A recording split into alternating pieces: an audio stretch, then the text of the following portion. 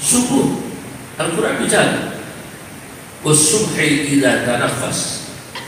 Demi subuh yang sedang bernafas. Usahakan kita bernafas subuh di luar udara subuh.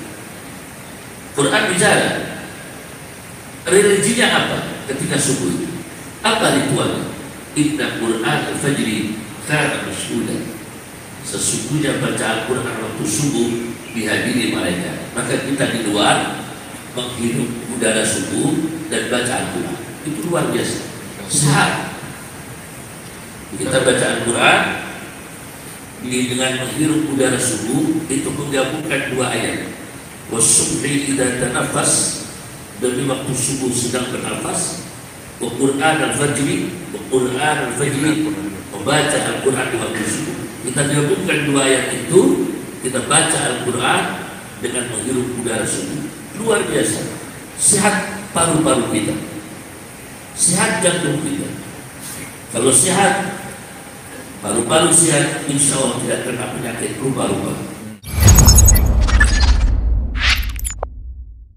La ilaha illa anta khalaqtani wa ana 'abduka wa ana 'ala 'ahdika wa wa'dika mastata'tu a'udzu bika min syarri ma sana'tu abu'u laka bi ni'matika 'alayya wa abu'u bi dhanbi faghfirli fa innahu la yaghfiru dhunuba illa anta.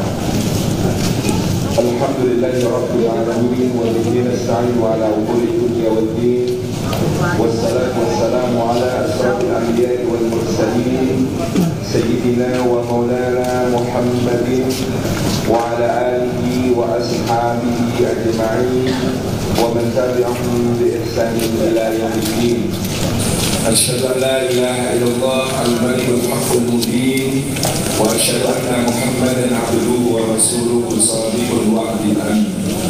أما بعد، حضرات الأفاضل, حضرات المكرمين yang kita takdimi, para alim, para ulama, para asatidz, guru-guru umat, wabil khusus yang membersamai kita pada subuh yang mulia ini, guru kita semua, Kiai Haji Abdul Qayyum Mansur dari Lasem, Jawa Tengah, yang kita hormati guru kita semua, Ketua Dewan Syura Masjid Jogokarian, Ustaz Haji Muhammad Jazir ASP, yang kita hormati guru kita semua, pengasuh pesantren masyarakat Jogja, Perjuangan dan Muhammad Ustaz Jihan Koron, dan seluruh hadirin hadirat muslimin muslimat mukminin mukminat yang bersama-sama dengan kita pada subuh hari ini. Rahimani wa rahimakumullah. Puji syukur kehadirat Allah, sifat karunia-Nya kita dihimpun dalam lapis-lapis berkah pada pagi hari ini. Berkah dalam waktunya, dari sejak sepertiga malam terakhir, waktu subuh, waktu pagi, dan semuanya dalam doa Rasulullah Sallallahu Alaihi Wasallam. Allahumma barik li ummati fi bukuriha, dan juga dalam keutamaan-keutamaan yang sangat besar. Juga berkah dalam tempatnya di rumah Allah, di masjid ini, Masjid Jogokarian, dan berkah pula di dalam majelisnya. Mudah-mudahan kita termasuk dalam sabda Rasulullah SAW, majtama'a qaumun fi baitin min buyutillah yatluna kitaballah wa yatadarasunahu bainahum illa ghashiyatuhur rahmah wa hafathumul malaikah wa nazalat alaihim as-sakinah wa dzakarahumullahu fi man 'indah, atau kama qala sallallahu alaihi wasallam. Tidak berhimpun satu kaum di satu rumah di antara rumah-rumah Allah, di dalamnya mereka membaca ayat dari kitab Allah, mengkajinya di antara mereka, melainkan keadaan mereka itu dicurah-curahi rahmat, dinaungi sayap-sayap malaikat, diturunkan sakinah, dan disebut-sebut nama mereka dengan bangga oleh Allah pada makhluk-makhluk mulia yang ada di sisinya. Perkenankan kami selaku pembawa acara pada kesempatan pagi hari ini mengucapkan ahlan wa sahlan wa marhaban kepada para guru, para kiai, para asatidz dan seluruh hadirin hadirat yang hadir meramaikan acara Ojo Leren Dadi Wong Apik sebagai rangkaian mulai hari ini di Masjid Jogokarian dan insya Allah berakhir nanti pada hari Ahad malam Senin di Pesantren Masyarakat Merapi Merbabu yang akan dibersami oleh guru kita Ustaz Abdul Somad dan para guru yang lainnya. Rangkaian acara itu akan dimulai di Masjid Jogokarian pada hari ini dengan subuh akbar bersama guru kita Kiai Haji Abdul Qayyum Mansur, Ustaz Haji Muhammad Jazir ASP dan Ustaz Puji Hartono. Dilanjutkan dengan kajian duha bersama Al-Habib Muhammad Al-Mutahhar dan Al-Habib Ja'far Al-Jufri. Dilanjutkan dengan kajian Ba'da Jumat setelah khatib Jumat oleh Ustaz Irfan Rizki Has bersama nanti insyaallah Bara Mas'ud. Dilanjutkan dengan kajian Ba'da Jumatnya oleh Ustaz Muhammad Faizar dan Ustaz Heru Kusumahadi dari Surabaya. Disambung dengan acara Ba'da Asar, kajian bersama Ustaz Handi Boni dan Ustaz Irfan Rizki lagi. Kemudian disambung pukul 18 sampai Ba'da Isya, Sholawat Akbar dan Maulid bersama Habib Umar Zaki dan tim. Kemudian insya Allah seba'da Isya pukul 19.40 telah hadir bersama kita nanti Tuan Guru Ustaz Abdul Somad, Ustaz Luqmanul Hakim dari Pontianak dan para asatidz yang lain. Mewakili segenap panitia, pertama-tama kami mengucapkan jazakumullah khairan kepada takmir Masjid Jogokarian yang telah memberikan fasilitasi untuk pergelaran acara Ojo Leren Dadi Wong Apik sejak hari ini, dan kami juga memohon maaf sebesar-besarnya kepada seluruh jamaah dan warga masyarakat Jogokarian dan sekitarnya yang mungkin terganggu mobilitas dan aktivitasnya selama hari ini berkaitan dengan pelaksanaan acara yang cukup padat. Barakallahu fikum, dan mudah-mudahan Allah memberikan ganti yang sebaik-baiknya, kebaikan yang sebesar-besarnya perhimpunan kita di surga nanti.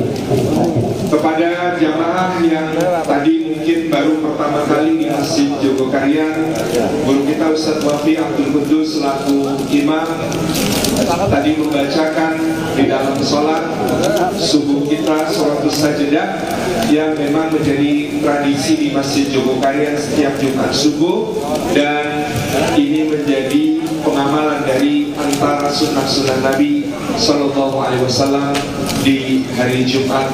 Mungkin ada yang berkomentar kok subuhannya lama.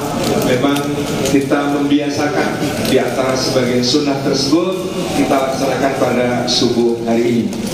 Insya Allah akan segera kita mulai acara kita untuk tabligh akbar pembuka Ojo Leren Dadi Wong Apik. Di antara tema khusus nanti adalah Ojo Leren Dadi Wong Ngaji, bukan Ojo Leren Ngaji. Kalau Ojo Leren Ngaji kesel, karena Allah Subhanahu Wa Taala bukan memuji orang-orang yang selalu di masjid atau selalu melaksanakan ibadah-ibadah mahdhah, tetapi Allah memuji mereka yang bergerak di atas muka bumi mencari karunia-Nya ataupun kemudian bekerja, berusaha dan berjuang tapi tidak pernah lalai dari mengingat Allah Subhanahu wa Ta'ala.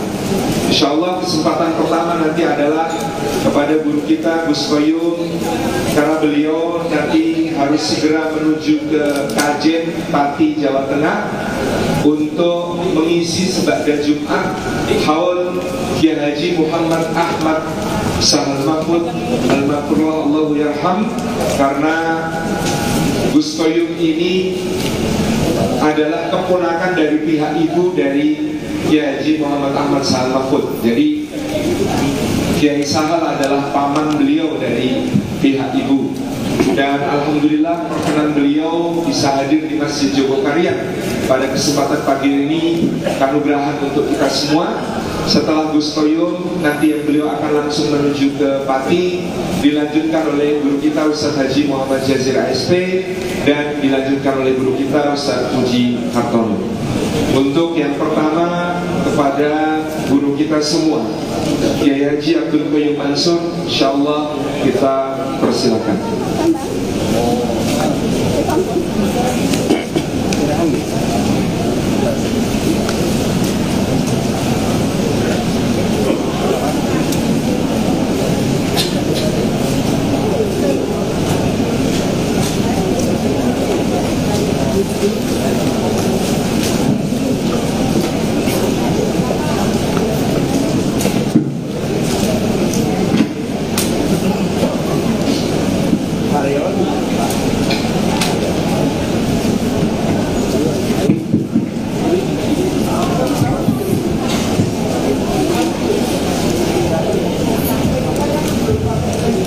Assalamualaikum warahmatullahi wabarakatuh.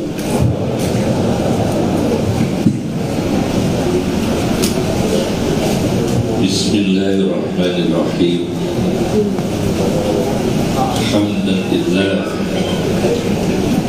salatan wassalaman ala sayyidina Muhammad ibn Abdillah Rasulillah wa ala man sahiba wa tabi'a huda, amma ba'd. Yang kami hormati para alim ulama, para asatidz, jamaah subuh Masjid Joglo kalian, semoga diberkahi oleh Allah Subhanahu wa ta'ala. Amin ya Rabbal. Pada pagi yang berkah ini, izinkan kami menyampaikan satu analisis dari seorang ahli tafsir dari Persia, Fakhruddin Ar-Razi, di dalam tafsirnya Mafatihul Ghaib Ar-Razi, ketika beliau menafsirkan ayat innal insana lafi khusr, sesungguhnya manusia itu sungguh dalam kerugian. Beliau kemudian memberikan tafsiran bukan hanya di dunia saja, bukan hanya di neraka saja orang merasakan rugi, bahkan orang di surga itu ada rasa rugi. Apa rasa rugi yang dialami orang-orang di surga? Yaitu ketika melihat sahabatnya yang surganya lebih tinggi, Masya Allah. melihat keluarganya yang surganya lebih tinggi. Ada surga yang level atas, ada yang di bawahnya, ada yang di bawahnya lagi. Sama-sama di surga, mereka menyesal. Kenapa kami tidak bisa di surga seperti surga yang di atas saya? Karena amal saya, kebaikan saya, ibadah saya tidak mencapai ibadah mereka, maka surga saya tidak bisa seperti surga mereka. Jadi ada perasaan menyesal, ketut, dan itu Ar-Razi merasakan rasa rugi yang dialami orang-orang di surga. Kemudian ada ada rasa rugi, penyesalan akibat harta benda. Eskatologis akhirat menggambarkan ketika manusia itu di akhirat, apa yang disebut-sebut mereka yang gagal di akhirat ialah penguasa. Penguasa nanti di akhirat akan menghadapi balasan-balasan atas kezalimannya. Pejabat penguasa, dia akan mengatakan halaka anni sultaniya, hancurlah kekuasaanku. Ketika orang kaya tidak bersedekah, orang kaya tidak berzakat, orang kaya akumulasi harta yang haram, akan mengalami kerugian. Ma aghna anni maliya, tidak bisa menebus siksa hartaku. Ini akan dialami orang yang punya kekuasaan, orang yang punya harta. Begitu juga orang yang berilmu akan mengalami kerugian besar karena ilmu yang tidak diamalkan. Kemudian dia harus mendapatkan pembalasan siksaan yang pedih di api neraka. Nah, karenanya kita membutuhkan ma'iyah, kebersamaan dengan Allah Subhanahu wa ta'ala. Di dalam Al-Quran, ma'iyah itu kebersamaan mempunyai efek psikologis jiwa.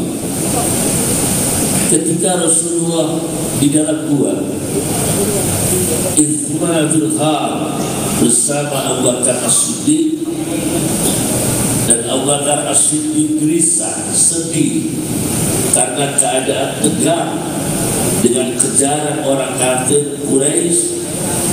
Kepanikan Abu Bakar itu di dalam gua bersama Nabi. Nabi mengatakan, la tahzan, innallaha ma'ana. Janganlah bersedih, Allah bersama kita. Kebersamaan seperti inilah, yaitu kedekatan dengan Allah Subhanahu wa ta'ala, agar kita tidak mengalami kerugian baik secara jiwa maupun secara fisik maupun secara materi, dan berbagai aspek yang lain. Kita tidak mengalami kerugian dunia dan akhirat.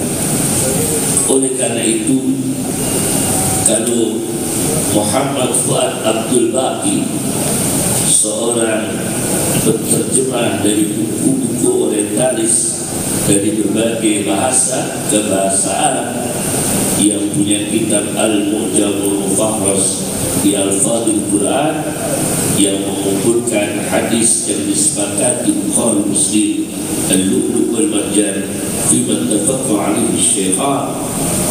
Beliau mengumpulkan data bahwa ma'a di dalam Al-Quran itu mencapai 161 kali ma' bersama. Sedangkan yang bersama Allah itu 19 kali. Dari kata ma'a yang berjumlah 161 kali, yang 19 kali itu ma'a bersama dengan Allah. Artinya orang-orang yang dibersamai Allah Subhanahu wa ta'ala, yang dilindungi oleh Allah, yang disapa oleh Allah, yang diperhatikan oleh Allah, yang diberikan inayah oleh Allah. Siapa mereka? Ma'al muttaqin. Allah bersama orang-orang yang takwa. Takwa di sini ialah menjaga diri. Di antara menjaga diri tentu menjauhi kemungkaran dan melakukan perintah-perintah Allah Subhanahu wa ta'ala. Tentu. Tetapi lebih spesifik lagi, takwa adalah menjaga anfusakum wa ahlikum nar. Jagalah dirimu, jagalah keluargamu dari api neraka. Karena takwa itu dari kata ittaqa. Ittaqa dari kata waqa.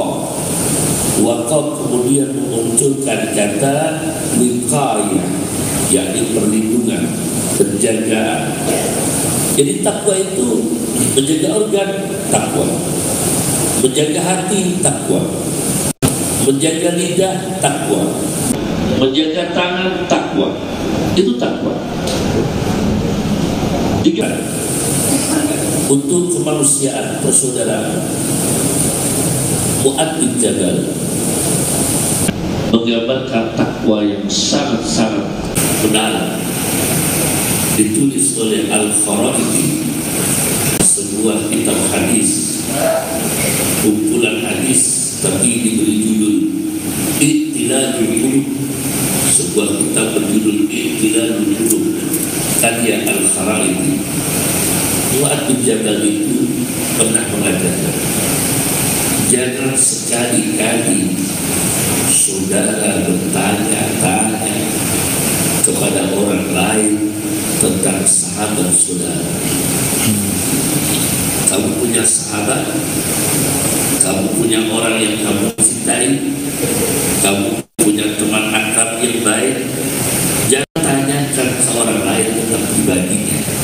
Jangan mudah menanyakan, karena kalau saudara menanyakan pribadi sahabat saudara ke orang lain, kemudian ada jawaban, ada informasi yang tidak baik, maka Anda akan putus dengan saudara kamu sendiri.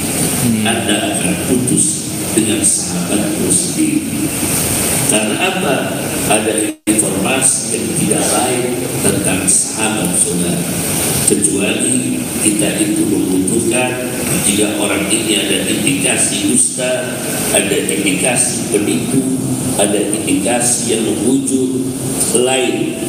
Tapi kalau sudah baik, sahabat kita baik, saudara kita baik, famili kita baik, tetangga kita baik dengan kita, jangan kita berlebih lidah menanya-nanyakan tentang pribadi kepada orang lain, kemudian kita mendapatkan jawaban, kita mendapatkan informasi yang akhirnya kita putus dengan dia, kita putus hubungan baik dengan dia. Ini termasuk takwa, ini bisa terganggu akibat komunikasi. Jadi takwa itu bisa terganggu karena komunikasi yang salah. Kemudian takwa itu bisa terganggu dengan jiwa yang salah, pikiran yang salah. Ketika kita tahu orang ini tidak berbuat salah, kita tahu dan kita sebagai saksi, kemudian kita menterlantarkan, kita membiarkan dia didolimi orang, kita mendiamkan dia disalahkan orang, padahal orang ini kita tahu tidak salah, dan kita sebagai saksinya dan mampu untuk menyampaikan kalau orang ini tidak salah, kita mendiamkan. Wa may yaktubha fa innahu asimun qalbi. Barang siapa yang menyembunyikan kesaksian, dosa hatinya. Al-Quran bicara menyembunyikan kesaksian, dosa. Nah, ini termasuk mengganggu ketakwaan, ialah dosa hati, tidak adilnya hati manusia. Kemudian yang mengganggu ketakwaan lagi adalah suhdul, ialah gizi yang haram. Gizi yang haram, aklihimus suhdan, memakan makanan yang haram, itu jelas mempengaruhi secara kejiwaan. Bisa Anda baca di dalam referensi Islam seperti yang ini atau Al-Qur'anul Kamil dan berbagai kitab-kitab yang lain, bahwa pengaruh makanan yang haram itu mempengaruhi perilaku manusia luar biasa, akan mengganggu ketakwaan manusia adalah rezeki yang haram. Maka Allah ma'al muttaqin, Allah bersama orang-orang yang takwa, ialah menjaga kita menjaga ini. Ma'al muttaqin disebut dalam Al-Quran 3 kali. Dari 19 kali ma'a 161 kali Allah bersama titik-titik ma'a itu 19 kali, ma'al muttaqin 3 kali. 3 kali ma'al muttaqin. Kemudian ada lagi ma'as sabirin, bersama orang-orang yang sabar. Sabar termasuk istiqomah pagi berjamaah, ini sabar. Pagi istiqomah berjamaah, ini sabar. Kemudian bersabar baca Al-Quran. Kemudian bersabar untuk menghadapi kritik dari orang. Bersabar atas tuduhan orang, bersabar atas fitnah orang dengan sikap yang rasional dan sikap yang dibenarkan oleh syariat. Sabar tapi sabar yang dinamis, sabar yang dinamis. Allah Ma'as-Sabirin. Saya baca ada orang namanya Ibrahim bin Hittam. Ibrahim bin Hittam itu maaf orangnya buruk baca, Dabi buruk baca, Kobi jelek, istrinya cantik jelita. Namanya siapa?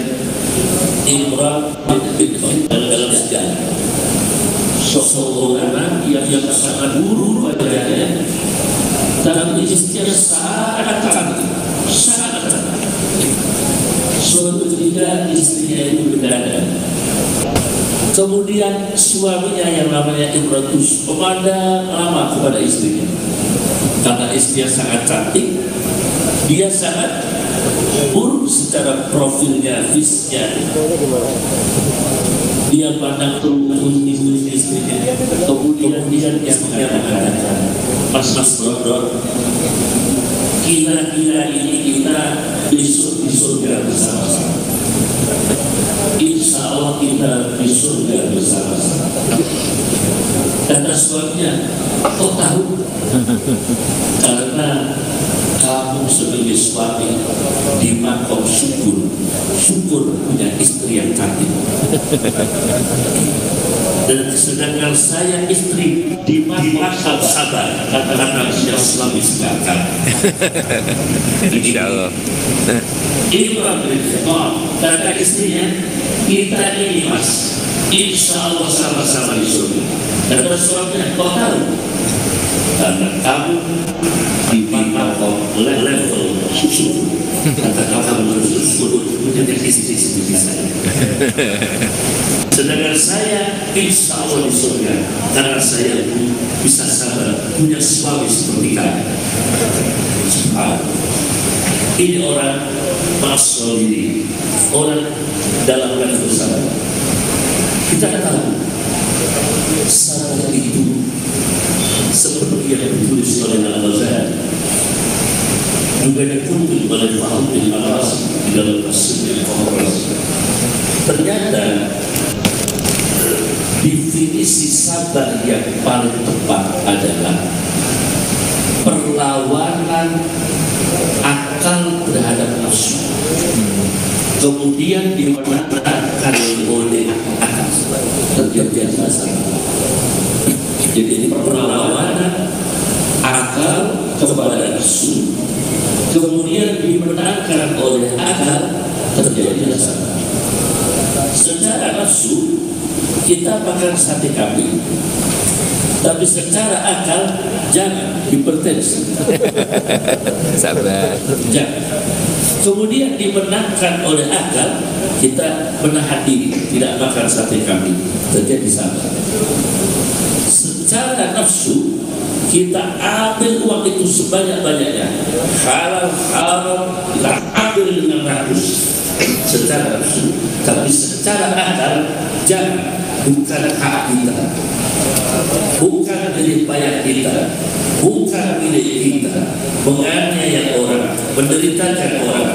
Nah, kemudian menanglah akal, terjadi salah. Secara akal, secara nafsu tidur itu enak. Bahkan telinga kita ini dikencingi oleh setan, ya kan?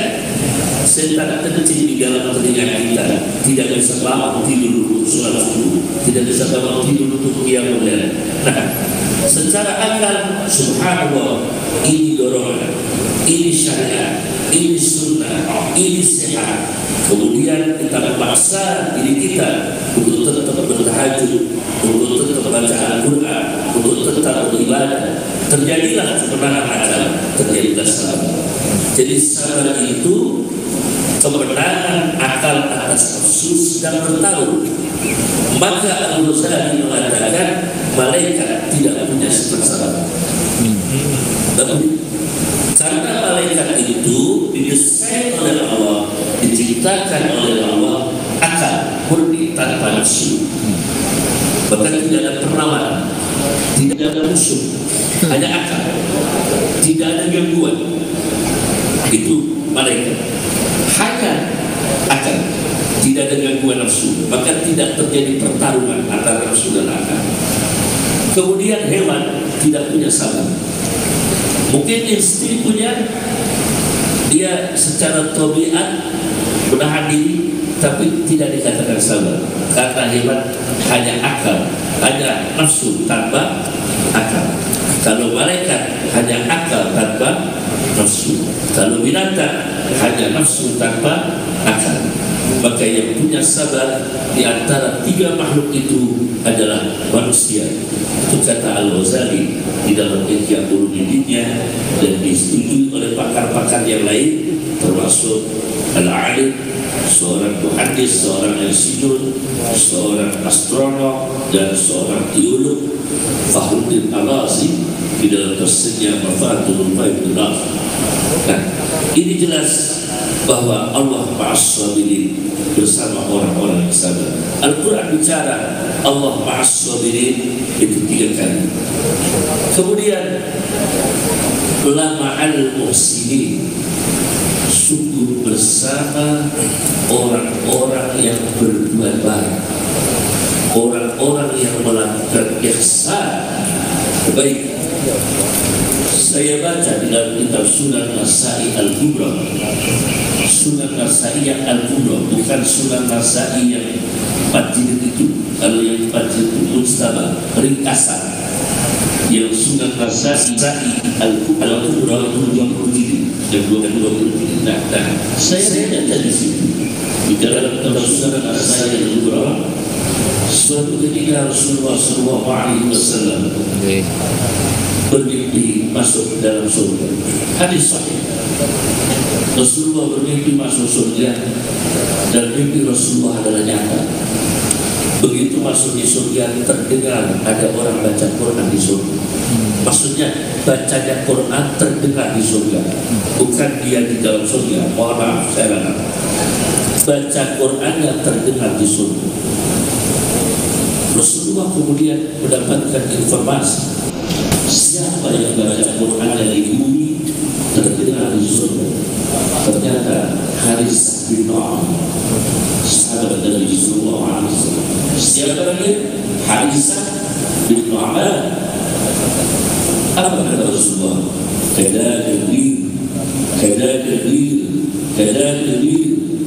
Inilah hasilnya anak yang berbakti kepada orang tua, baca Quran yang terdengar di surga. Kadadabir, seperti inilah hasilnya guru walidain, berbakti kepada orang tua, maka baca Al-Quran di dunia, suaranya dibawa sampai di surga tanpa alasan lain, kadadabir. Seperti inilah hasilnya jika anak yang saleh membaca Al-Quran saja di dunia, suaranya terdengar di surga. Hadis sahih diriwayatkan oleh An-Nasa'i di dalam kitab As-Sunan Al-Kubra. Inilah anak muslimin, sungguh bersama orang-orang yang berbuat baik kepada ibunya, kepada ayahnya, kepada familinya, kepada tetangganya, berjadi kurba tetangganya yang dekat, berjadi junubi tetangganya yang jauh. Ini harus kita samakan dengan lain. Siapapun berbeda partai, berbeda organisasi, kita pandang itu manusia, kita pandang itu muslim, kita pandang itu tentara, subhanallah. Itu secara besar betul-betul amal baik kepada manusia. Selama di sini Allah sungguh bersama orang-orang yang biasa. Al-Quran mengatakan nama al-muslim satu kali, ma'al muttaqin 3 kali, ma'as sabirin 3 kali, ma'al muslimin 1 kali. Yang terakhir dari kami ada hadis Nabi sallallahu alaihi wasallam bahwa orang yang bahagia tuba liman hudiya ilal Islam, sungguh beruntung. Tuba itu sebetulnya bentuk katanya dari bentuk fula. Bentuk fula itu kalau linguistik Arab, bahasa itu kata yang punya imbuhan lebih. Misalnya hasan, baik, husna, lebih baik. Misalnya karam, mulia, kurma, lebih mulia. Cuma kata ini dipakai untuk kata feminin, bukan kata maskulin, kata muannas. Al-asma'ul husna itu lebih baik. Tuba itu femininnya atyab. Atyab lebih baik, tuba lebih baik. Maka ada yang memaknai keberuntungan yang sangat baik. Tuba liman hudiya ila Islam, sungguh beruntung, sungguh bejo kemayangan. Kalau dia sungguh bejo kemayangan liman hudiya ila Islam, bagi mereka yang diberi hidayah pada ajaran Islam. Mulai bangun tidur sampai tidur, praktekkan ajaran Islam, praktekkan amal Rasulullah SAW. Mulai bangun tidur sampai tidur, lakukan. Subuh Al-Quran bicara wasubhi idza tanafas, demi subuh yang sedang bernafas. Usahakan kita bernafas subuh di luar udara subuh. Quran bicara religinya apa ketika subuh? Apa ritual? Inna Quran fajri kana mashhuda, sesungguhnya baca Al-Quran waktu subuh dihadiri malaikat. Maka kita di luar menghirup udara subuh dan baca Al-Quran, itu luar biasa. Saat kita baca Al-Quran ini dengan menghirup udara subuh, itu menggabungkan 2 ayat. Wasubhi idza tanafas, demi waktu subuh sedang bernafas. Wa Qur'an al-fajri, membaca Al-Quran di waktu subuh.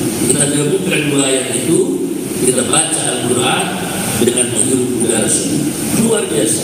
Sehat paru-paru kita, sehat jantung kita. Kalau sehat, paru-paru sehat, insya Allah tidak kena penyakit rupa-rupa. Rupa-rupa. Kita sehat dan tidak kena penyakit yang rupa-rupa. Karena rupa-rupa itu lebih bahaya daripada paru-paru. Lebih bahaya rupa-rupa daripada paru-paru. Iya. Masya Allah. Biayanya orang ke masjid, biayanya orang baik, itu lebih mudah, lebih ringan biayanya menjadi orang baik daripada biayanya biayaan. Biayaan mahal. Punya anak yang nakal, biayaan itu biayanya mahal. Biaya ke masjid lebih murah, biaya beribadah lebih murah, lebih mahal biayanya biayaan. Nah, ini perlu diketahui. Tekuni istiqomahkan ajaran Islam, baik yang hal-hal sunnah sebagus-bagusnya Makan ada minum. Jangan minum dulu. Al-Quran bicara, kulu washrabu. Makan dulu baru minum. Sunnahnya jangan makan berdiri, dulu. Prasmanan, nah ini perlu dibenahi. Ada prasmanan makan berdiri. Bagaimana? Bukan soal ini, soal sepele. Ini membedakan antara sunnah dan budaya. Itu penting sekali. Karena kita punya jati diri, punya agama untuk membedakan antara sunnah dan agama. Maka dulu lebih satu. Ada seorang dokter dan pemimpin tarekat dunia, Ustaz Rajab dari Syria. Itu punya tafsir namanya Ar-Rahim, ada punya tafsir Firih Hadis Ar-Rahim. Ada Abdul Hamid Kishti, Firih Hadis Quran, itu Abdul Hamid Kishti dari Mesir. Kemudian tafsir Ar-Rahim di situ ditemukan di Syria, mohon maaf, itu ada orang ngajar di dalam masjid, Masya Allah. Ternyata itu kalau di puisinya dibuka, dia mengajar di masjid. Setelah diselidiki, ternyata dia agen Yahudi, tapi lolos mengajar Islam di masjid berpuluh-puluh tahun di sini. Coba bayangkan, orang menjadi ustaz di masjid berpuluh-puluh tahun, tapi kalau di WC-nya dibuka, setelah diselidiki ternyata agen Yahudi. Nah ini ya, maka kita sunnahnya itu bagaimana? Yang terakhir dia liman hudiya ilal Islam wa kana rizquhu kafafa. Rezekinya itu cukup dan mengendalikan diri dari minta-minta, warudiya diri dan ridho dengan rezeki yang dicukupi oleh Allah Subhanahu wa Ta'ala. Inilah yang bisa saya sampaikan. Mohon maaf atas segala kekurangan. Saya mohon pamit Ustaz Salihullah dan segenap para ustaz yang lain, karena kami harus ke paman saya yaitu Sal Mahfud yang dulu Islam NU. Itu adik kandung ibu saya, jadi saya harus mengisi call di sana. Insya Allah kita akan bisa mulai. Amin. Assalamualaikum warahmatullahi wabarakatuh.